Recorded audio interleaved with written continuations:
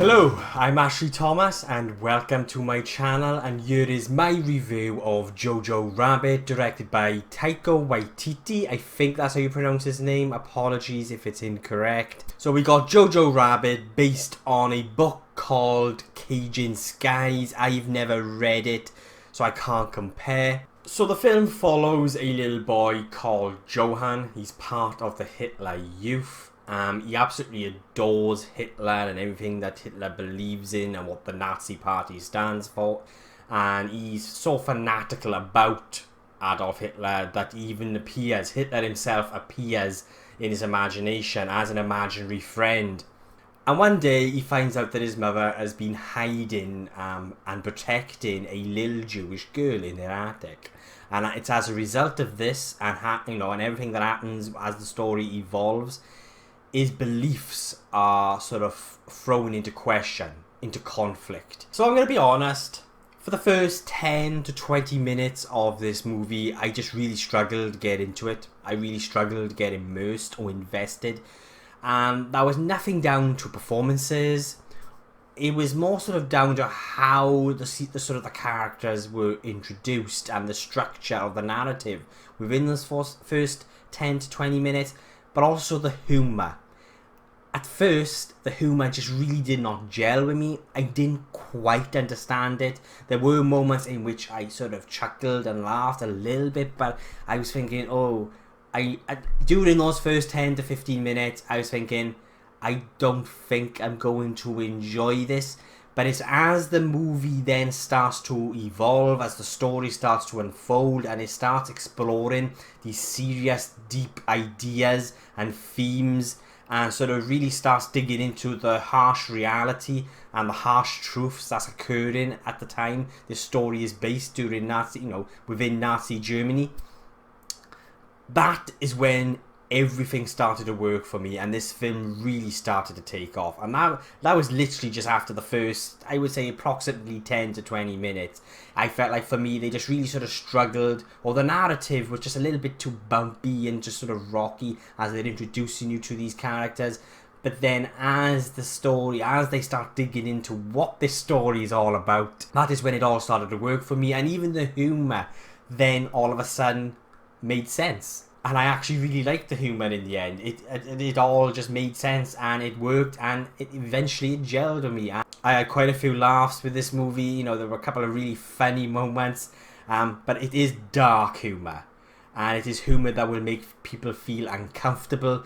But at the same time it worked. And what I didn't expect, how I didn't expect this, I don't know. But when you do get it, it sort of just really sort of just hits you in the face. Like, slaps you really hard, and that is some of these really powerful and emotional moments within the movie.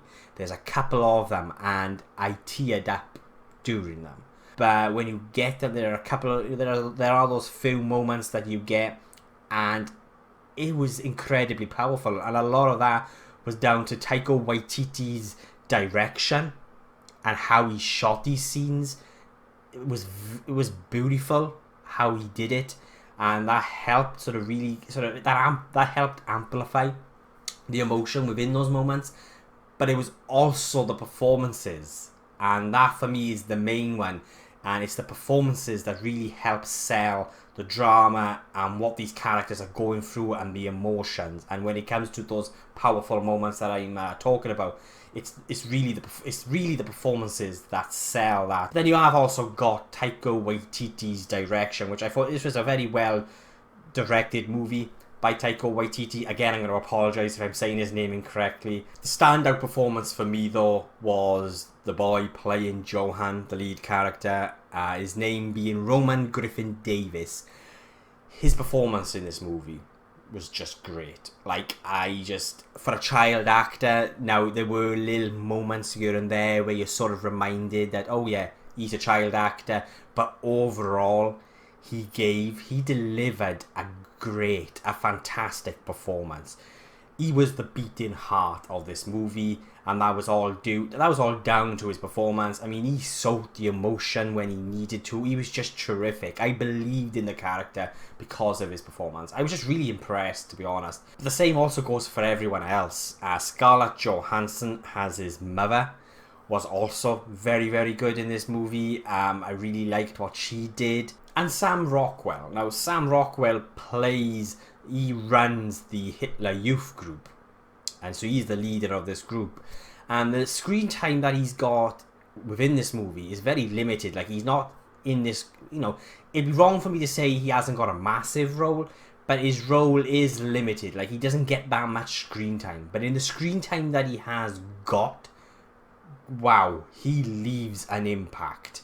Like, whenever he's on the screen, he has this sort of really large presence. The way he played this character, it was very layered, and he conveyed that very, very well. So it was sort of weird because you've got this character. Sam Rockwell is a great actor anyway, and in this movie, I thought he was fantastic. But for playing this character, playing in such a limited role, in such limited screen time, he left such a large, massive impact for me. Like, and whenever he was on the screen, it was just. There was such a large presence there because of his performance and and what he was doing with his character and how he played his character and all of that. Like, I don't want to say too much, but I thought Sam Rockwell was also fantastic in this film. So yeah, Sam Rockwell, a very layered performance, and I was pretty impressed considering the amount of screen time he actually had, and that he left such a large impact, such a big impact. Taika Waititi obviously directed the movie, but he also stars in it as Johan's imaginary friend, Hitler.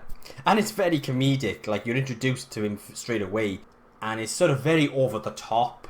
And at first, it was one of the elements of the movie which I just didn't quite get, or sort of humour just didn't quite gel with me, and I didn't quite know what to make of Taika Waititi's performance as this imaginary friend Hitler.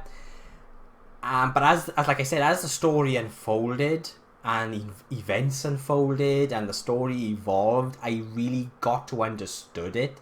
I really got to understand what Taika Waititi was doing with this character, and it all just started to make sense. And there are moments where he is very comedic and over the top, but then all of a sudden you'd get that moment where it's like, oh, hang on, like, oh, this is actually like really watching Adolf Hitler at a rally, screaming to his crowd of followers. And it got pretty intense. So it was like a really sort of hard, strong contrast between very, very comedic and over the top and silly, which at first I didn't quite get. But then when you get that other side, which is the sort of the Hitler that you've seen in the old black and white footage of him, preaching to his followers and sort of spouting his ideology and all of that, and it was just incredibly intense. So for me, the dark humour mixed with the serious ideas that the film was exploring, and with what was going on during Nazi Germany at that time, for me it all worked. It worked perfectly. Some people will find it uncomfortable, this humour with the ideas that the movie is exploring, and the serious ideas that this film is exploring, and that sort of mixed up with this humour, this dark humour, some people will find uncomfortable. But for me, it was just the right balance, because there were some really powerful emotional moments within this movie, and I felt like you needed that uplift. You needed that bit of a humour. And yeah, the humour is dark, but I felt like it worked. In the end, it all worked. Due to the severity of what is going on, of the the severity of the events that's going on within this movie, you really needed that uplift. And like I said, I just felt like it was the right balance of both, because at the same time I do feel like there was a little bit of a restraint there of what they could have explored, and how deep they could have explored these themes and these ideas, and what was going on with reality and the truths of what was going on. They could have gone a little bit deeper and dug a little bit deeper and explored it more, and I do feel there was a little bit of restraint there, but overall it worked. I got it, and this was I did not expect to come away from this movie feeling like I did. It was a powerful, moving experience, which at the end of it all, I went through a range of emotions. I laughed, I teared up, and by the end, I think the feeling I had was probably hope. You do feel good after watching this film. There's that glimmer of hope with the world and society, especially with the world and the current climate that we're living in now. Going back to the humour a little bit, there was this one moment, and it's towards the end, it's in the final act, and it was a moment that had dark humour within it, but also quite a harsh moment, you could say, and there were a few gasps from the audience. I was the only one that laughed. But as it is, I'm sort of attracted to dark humour. I prefer dark humour, and I just laughed, and it makes you feel awkward, but at the same time you sort of really needed that uplift because of what's going on the screen and the severity with what's happening. You sort of needed it, and I'm glad I had that moment because it got so intense. Also, it would be a crime for me not to mention Michael Giacchino, who did the music for this film, and the score within this movie is stunning. It's beautiful. Again, like the performances and Taika Waititi's direction really does help amplify the emotions during certain moments. And this is one particular moment during the final act, and it's incredible. It's incredibly intense. It's funny. It's sad. It's tragic. And all of that is amplified by this beautiful score by Michael Giacchino.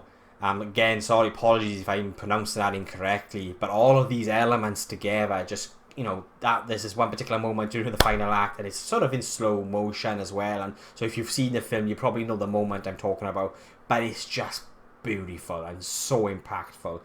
And yeah, I really, really enjoyed JoJo Rabbit. I did not expect to enjoy it as much as I did. During those first 10 to 20 minutes, I'm very, very unsure about how I was going to sort of enjoy this movie. Like, I didn't think I was gonna like it, and then as the pieces all started coming together and the story started to unfold, it all just started to really work for me, and everything just started to fit into place. At first, the humour just didn't quite gel, but as you sort of get what's going on, for me anyway, perhaps I'm just a little bit slower than some people when we're watching this film, but everything just started to work, and I just could really see what Taika Waititi was doing with these characters and this story and the humour, and it was beautiful. It was a beautiful, moving, tragic experience, which everyone gives a really good performance, great performances all around. I did not expect to enjoy this movie as much as I did. And I will be giving JoJo Rabbit an 8.5 out of 10.